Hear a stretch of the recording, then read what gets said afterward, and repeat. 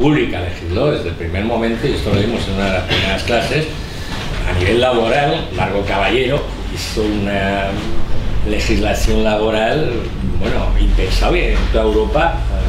No existía una similar, y toda favoreciendo además a la clase trabajadora, desde la creación de los jurados mixtos hasta la implantación de la jornada de 8 horas, etcétera, etcétera, ¿no? Digamos que hay, porque sobre todo en el periodo desde el 33 al 36, es decir, en el periodo del bienio negro, donde más hubo un retroceso y donde estaban más que justificadas estos movimientos, digamos, revolucionarios en contra de lo que estaba ocurriendo. Eso es una cosa. Y digamos que la gran mayoría de las insurrecciones o de los movimientos, de las huelgas, etcétera, que hay, están perfectamente justificadas. La propia, lo que se llama Revolución de Octubre, aunque no es un movimiento, digamos, de reivindicación obrera, pero es un movimiento para salvar la República, porque estarán viendo que habían llegado al poder un partido de toda la seda y que estaba además tomando cada vez más ascendencia, que no había acatado la República. Eso no lo tenemos que olvidar nunca. Pero luego había otras, por ejemplo, algunas de las que he mencionado, por ejemplo, para daros en pasajes, está justificado. La de Telefónica, menos. Más cuando después las otras, lo que son las insurrecciones anarquistas, no tienen ninguna justificación. Porque son, y como lo he comentado antes, únicas. El objetivo real es cargarse la República. Sí, porque lo que ellos no quieren es un gobierno burgués. Les da lo mismo que sea de izquierda, les da igual. Ellos lo que quieren, dentro de esta, repito, los Illuminati, es instaurar el comunismo libertario. Pero vamos a ir paso a paso. Hay que tener en cuenta que las medidas que tomó el primer bienio y luego el Frente Popular, la Segunda República, eran verdaderamente revolucionarias para el momento. No ya solo en España, sino en toda Europa. O sea, en ningún lugar de Europa se había intentado, se habían hecho avances tan importantes en lo social, en lo cultural, en todo. Se estaba intentando. Ya veremos en la siguiente clase, la reforma agraria superaba cualquier otro tipo de reforma que se hubiera intentado en Europa. Entonces, estas, digamos, sí, son... hombre, no porque no tuvieran nada que hacer, no hay que simplificar tanto, porque estaban, digamos, como poseídos, ¿no? Con unas ideas que en el fondo, que vale, que las puedes defender, las puedes tener en cuenta, puedes estar de acuerdo con ellas, pero adecuadas y sobre todo tener en cuenta al resto de la gente. Es decir, no eres tú el portavoz del pueblo, no eres tú, no, a ti nadie. Es decir, no es una situación que el pueblo se levante como hizo el día 17 de julio del 36, que sí fue el pueblo, no se lo tuvo que decir nadie. Ante el golpe de Estado fascista dijo no, esto se para. No, 4 iluminados que dicen, bueno, no, nosotros hay la revolución, la revolución, la revolución y la revolución. No, porque es que además, como también os he comentado, porque es que no hay, digamos, no hay una justificación, o sea, no hay un hecho, una justificación medianamente aceptable que te lleve a esto. Pues no estamos hablando ya solamente de una insurrección, que es un levantamiento, es un cambio de intentar cambiar el régimen, valga la redundancia, ¿no? Entonces, pero afortunadamente fueron las menos, la gran mayoría estaban más que justificadas, sobre todo entre el 33 y el 36. Sí. Me gustaría saber si usted cree que la República, los gobiernos republicanos, sobre todo los del primer bienio, acertaron en su política de orden público. Porque efectivamente está bien diferenciar entre esas insurrecciones anarquistas, pero usted también ha contado que en manifestaciones puramente pacíficas, vamos, caían, ¿no? Caía la población. Entonces, me gustaría saber, esa ley de orden público que usted ha citado, o la creación del cuerpo este de la Guardia de Asalto, bueno, ¿no? Si realmente, ¿qué política de orden público tenían estos dirigentes que, por otra parte, bueno, en principio tenían buenas intenciones, pero bueno, entre las buenas intenciones y las balas acabando con la población, parece que ahí hay algo que no cuadra. Más allá de los anarquistas, ¿eh? Sí. No, con esto no quiero decir que lo del anarquismo estuviera tampoco bien enfocado, sobre todo lo de la FAI, ¿no? Me gustaría saber un poco su opinión sobre ese tema. Muy buena pregunta. Esto lo suelo decir. Mira, yo no estoy de acuerdo con la política de orden público que hizo la República. En líneas generales, estoy de acuerdo en algunas cosas, evidentemente. Y cometió errores. Primero, el primer error que cometió es que no desmilitarizó el orden público. Al frente de las fuerzas de orden público siguen estando militares. Ese fue un grandísimo error. O sea, no se puede tener a Sanjurjo de director de la Guardia Civil. No puedes. No se puede tener a gente como Cabanillas, o tipo los carabineros. O sea, no puedes hacer eso. Porque ellos siguen con el mismo estigma. Entonces, desmilitarizar. Lo de la Guardia de Asalto fue distinto.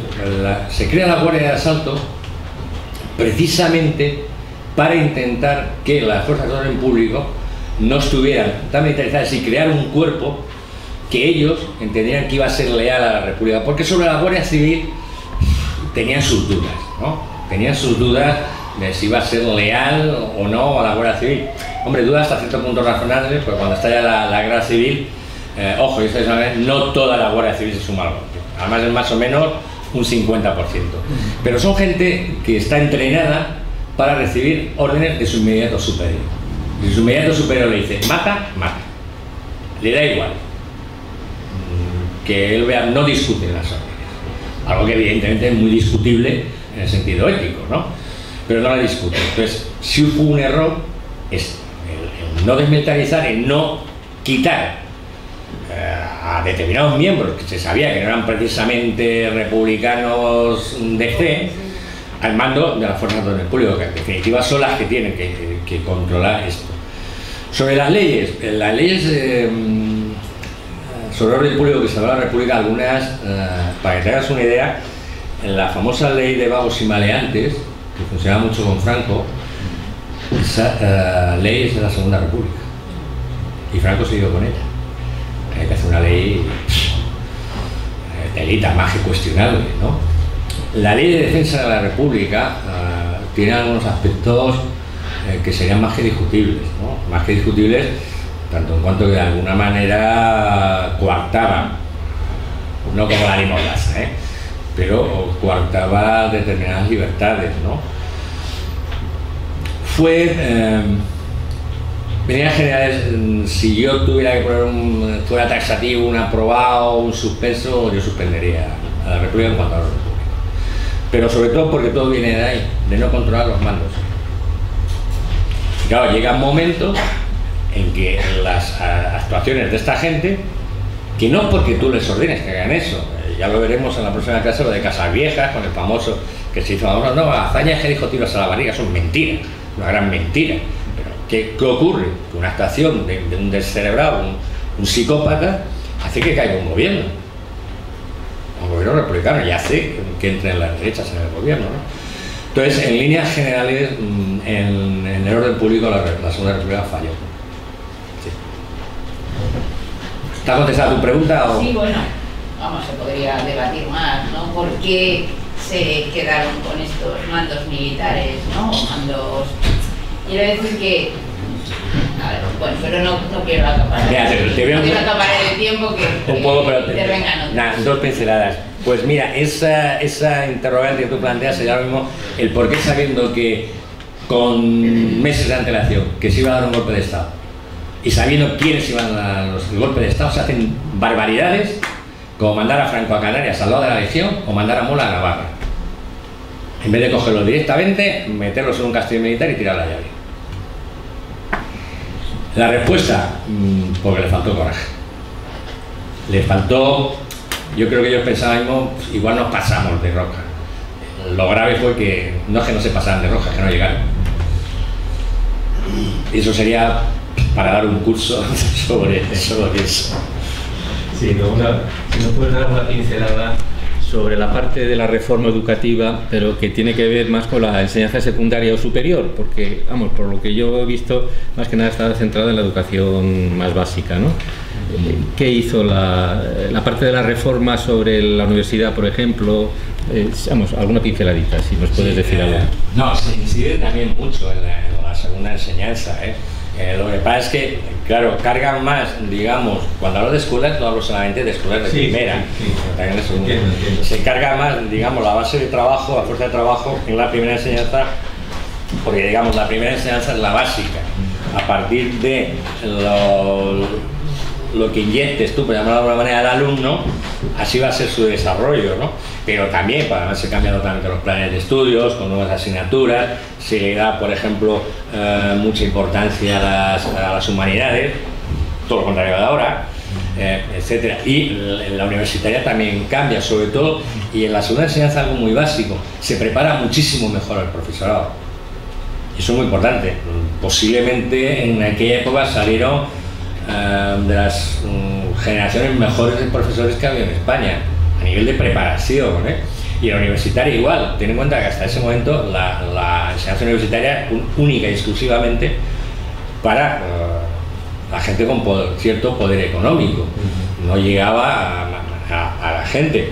A partir de ahí se incide, también se cambian los planes de estudios. En la Escuela de Filosofía y Letras se hace una escuela de formación pedagógica, un instituto de formación pedagógica, depende de la Facultad de Filosofía y Letras, etc. Sí se hace también mucho, la libertad de cátedra se impone entonces, y eso es importantísimo. Eso, el que un profesor, sobre todo un profesor universitario, tenga libertad de cátedra, no que tengas que dar las clases y el argumentario que tienes que dar, que te venga ya establecido, no, sino que tú puedas hablar de lo que tú creas que es interesante y bajo tus premisas, ¿no? Entonces, sí se incide también.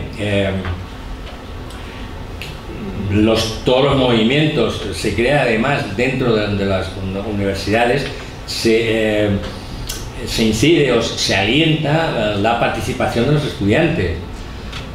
La fue un organismo que no solamente hacía reivindicaciones, ya desde los tiempos de Primo de Rivera, hacía reivindicaciones, digamos, estudiantiles, en lo que apoyaba mucho. ¿Por qué? Porque desde la propia universidad se estaban inculcando unas ideas y unas formas que incidían en el afán ciudadano. La propia, a nivel universitario, el propio sistema educativo, es decir, de pasar, como he dicho antes, de memorizar, y eso desgraciadamente, que yo no lo admito en ningún grado de la educación, pero bueno, dicen en primaria, bueno, son pequeños, lo que están enseñando un poco a leer y a escribir y poco más, pero claro, que la universidad, como desgraciadamente ha vuelto a pasar, después de unos años, digamos, hemos tenido un oasis en la Universidad Española, pues se ha vuelto a decir, estudia, memoriza, me lo escribes y pasado mañana no tienes ni idea de lo que has estudiado porque se te ha olvidado, sino que se hace participativo, ¿no? Es decir, como he dicho un poco antes, el sistema socrático de enseñanza, sabe muy bien Sócrates lo que hacía, por eso no escribía nada, los alumnos hacían un intercambio y cuando ya el tema por el que estaban discutiendo decía, bueno, aquí es que ya ni yo tengo argumentos, pues entonces hemos llegado a la verdad. En el momento que uno, digamos, de los dos ya no tenía argumentos que rebatir, pues esta es la verdad. Entonces es un sistema revolucionario que algunos cuando hemos estado en la docencia hemos intentado llevar a la práctica, pero sí se cambia muchísimo. Lo que pasa es que la primaria era además donde ahí tenían la enseñanza religiosa machacaba. Es decir, claro, vamos a hacer más hincapié de aquí porque según le damos aquí las primeras pinceladas va a ser el desarrollo de este chaval. Entonces, por eso ya también es escuela unificada, porque no hay un corte, digamos, más o menos el mismo sistema pedagógico se lleva desde primaria hasta la universidad. Es decir, es un continuo. Eso es lo de escuela unificada, ¿no?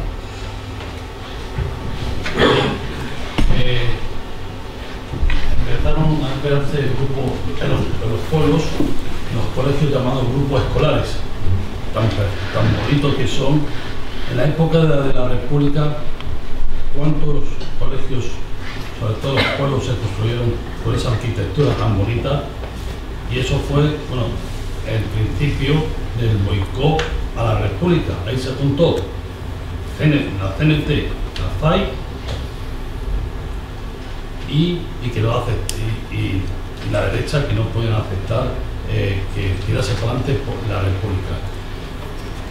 ¿Cuánta gente había metido a CNT provocador, que estaban provocando, y cómo las patronales mantenían esa provocación para que la CNT actuase? Bueno, vamos a ver, son dos cosas distintas. Mira, el proyecto de la República en cuanto a la creación de nuevas escuelas, se tenía previsto hacer 27.000, hablo de memoria, creo 623. Realmente solamente se llegaron a hacer 10.000. ¿Por qué? Porque en el periodo donde en el bienio radical sedista se paralizó la construcción de nuevas escuelas, ¿no?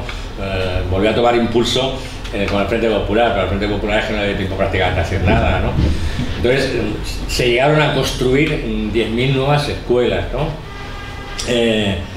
Y en cuanto a lo otro que está diciendo patronal, yo no creo lo de la pizza.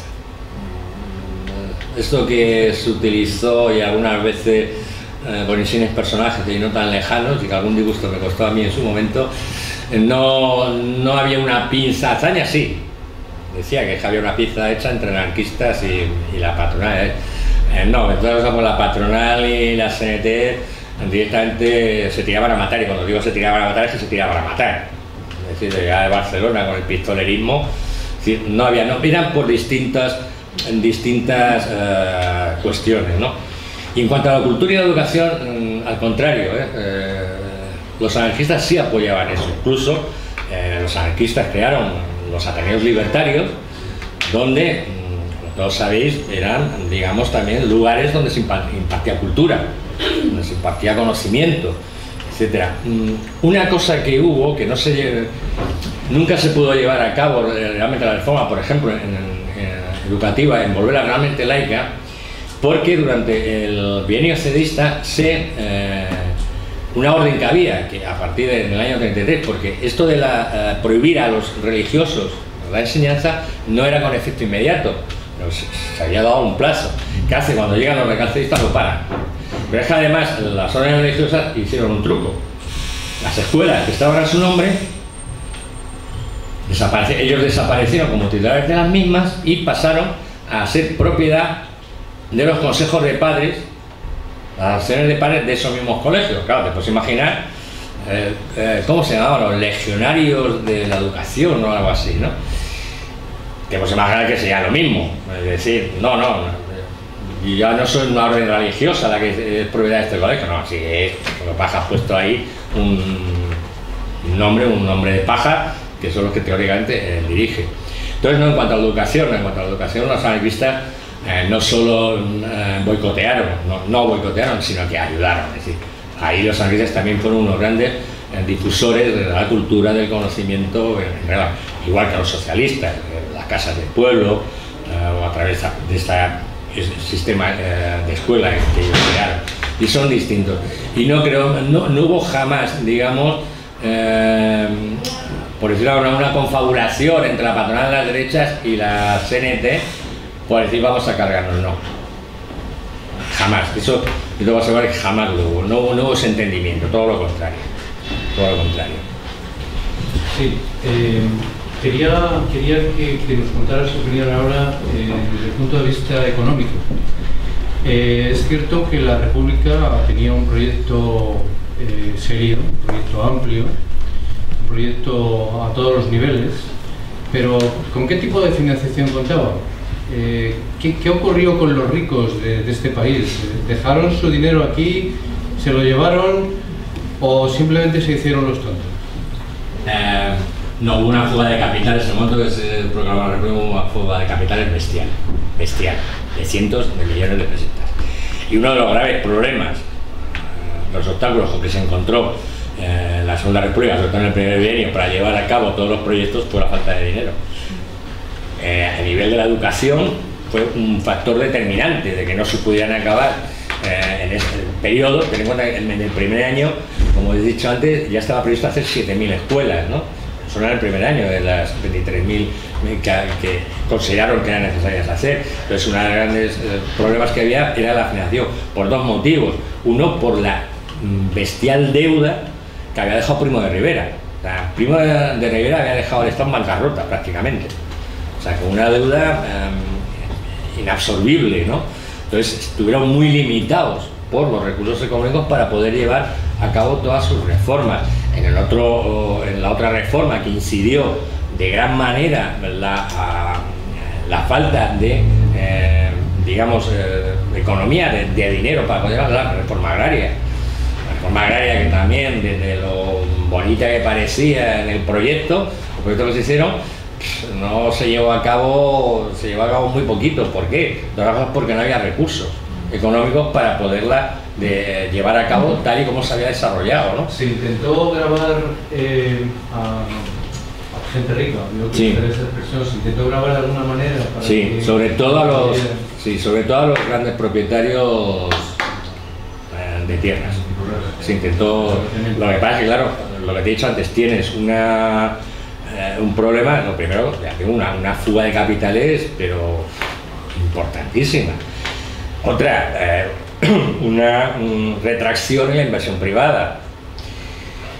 Y otra, que los efectos del crack del 29 empiezan, porque en España, y esto ya lo he contado algunas veces, no se producen inmediatamente. En España, digamos, por el sistema económico que tenía, porque con la Primera Guerra Mundial había ganado bastante. Pues sabéis que España en la Primera Guerra Mundial vendía armas a todos, ¿no? Y armas, y alimentos, y ropas, y minerales, etc. Una es la deuda que deja Primo de Rivera, la falta de inversión privada y fuga de capitales, y que ya empiezan a notarse los efectos, ya nos empiezan a afectar directamente los efectos del crack del 29, haces que la economía caiga, que tampoco es que, digamos, se hundiera, pero claro, hay una falta de recursos que tampoco puedes paliar con que suban los impuestos como se hicieron. O sea, lo que tienes que hacer, pues, a las grandes fortunas, una vez esa, cuando en la ley de reforma agraria a todos los grandes de España las tierras se las quitaban sin darles un duro, por ejemplo. Pero dentro de la reforma agraria también otra de las normas tenía a los que no eran grandes de España les expropiaban las tierras, pero previa indemnización. ¿Por qué no se expropian tantas tierras? Pues es que no hay dinero. ¿Qué podemos decir? Que hubieran tenido más y hubiera dicho no, expropias todas sin un duro. Que a lo mejor es lo que había que haber hecho, posiblemente es lo que yo hubiera hecho, pero no es lo que se hizo, ¿no? Entonces, sí, son varios factores los que influyen, pero evidentemente la falta de recursos económicos fue muy importante, tuvo un peso muy importante en que no se llevaran a cabo, no se desarrollaran más muchas de las reformas. Muy bien, nada más, perdón. Sí, una pregunta, no es capciosa, pero una pregunta que a mí me tiene, bueno, no sé contestarla, no sé responderla. Vamos a ver, en la época de la dictadura, Primo de Rivera, verdaderamente la Iglesia tenía más poder, más atribuciones en la educación que ahora, porque cuando el ministro Martínez Callejo dio posibilidad de proporcionar títulos universitarios a Deusto y a los agustinos del Escorial, se sublevó todo el mundo. De hecho, tuvo que echar marcha atrás el ministro. Y eso es la pregunta muy simple. ¿Tenía en realidad más atribuciones académicas la Iglesia? Entonces, ¿y subvenciones del Estado que ahora? ¿O ahora tiene más? Tenía muchísimo más poder, entonces. Sobre todo poder, en sí, pero... No, influencia de todo, sobre todo en primaria y en secundaria. ¿Le daban títulos? En primaria y secundaria sí. Esto que está diciendo es porque, digamos, a nivel universitario, y lo de ustedes lo fue por otras cosas, la Universidad de Salamanca, no se vemos en la Universidad Pontificia de Salamanca, y daba títulos y era y sigue siendo una universidad muy prestigiosa, pero estaban limitados. Lo que pasa es que ese problema que usted está diciendo viene porque ya, digamos, conceder títulos, bueno, digamos, centros de estudios que no tienen la suficiente reconocimiento educativo para darlos, ¿no? Pero tenía muchísima. la educación en España, primaria y secundaria, ha estado total y absolutamente controlada por la Iglesia. Así de sencillo. Sí, pero mire usted, cuando era profesor al principio tenían que venir a examinarse a mi instituto los chicos de los curas. Sí, eso era en los años 70, vamos. Yo he estudiado en colegio de curas. Sí, había que, en algunos Los casos. curas que se salían tenían que pasar por la universidad de... Sí, pero era así la reválida. Pero ojo, es a nivel universitario, Mauricio, no. Estamos hablando de primaria, sí. Y en secundaria. Lo que sí es cierto que bajó un poco, entre comillas, después de la guerra civil. O sea, nunca llegaron a tener el poder, digamos, de control que tuvieron durante la dictadura de Primo de Rivera. Ojo, la dictadura de Primo de Rivera y antes. O sea, no es la dictadura de Primo de Rivera. Primo de Rivera no les da poderes especiales, no. Ya venía de siempre, vamos, de siempre. La educación en España era un país confesional y la educación de los niños pues, se le da evidentemente a los curas para que nos hagan españolitos creyentes, católicos, apostólicos y romanos. La última ya, por favor. No, sí. Que yo creo que va por ahí. Yo he vivido eso. Yo iba en un pueblo a un colegio religioso y nos teníamos que examinar en Pamplona, en un instituto en 2 días por libre, porque en realidad era eso, estudiábamos por libre y allí nos examinábamos en 2 días, que bueno, era horrible. Y eso hasta sexto de bachiller, porque era por monjas. Entonces sí, iba por ir así. Sí, en mi época lo que era la reválida. No, la reválida de los cursos. Los cursos de bachiller. Lo que pasa es que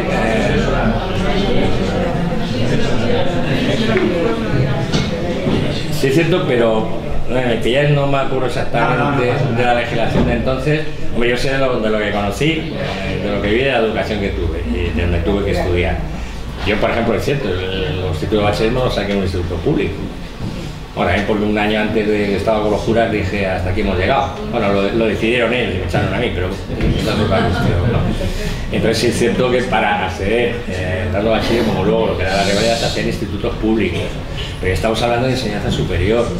Que yo considero, y entonces también se consideraba que era ya la reválida, que luego fue el COU y tal, ya eso ya no es secundaria. O sea, es acceso a enseñanza superior. Y ahí sí, ahí no tenía, digamos, tenía mucha menor fuerza, por decirlo de alguna manera, la Iglesia. Pero lo que era el meollo del sistema educativo, y si aquí había sido profesor, yo creo que lo sabemos todos como docentes, es la primaria. Y un poco después la secundaria. Si tú controlas eso, controlas todo el sistema educativo. Así de sencillo. Porque ya te van, digamos, un sistema educativo es un continuo, o teóricamente debe ser, y ya creas unas bases docentes y unos sistemas docentes, y una, digamos, ideología de enseñanza predeterminada, ¿no? Yo, si a mí me dijeran, oye, venga, te dejamos una parcela para que domines, que la educación sea como tú quieras, yo cojo la primaria, sin lugar a dudas, sin lugar a dudas. Y la que dominaban ellos. Pues muchas gracias y hasta el día 29.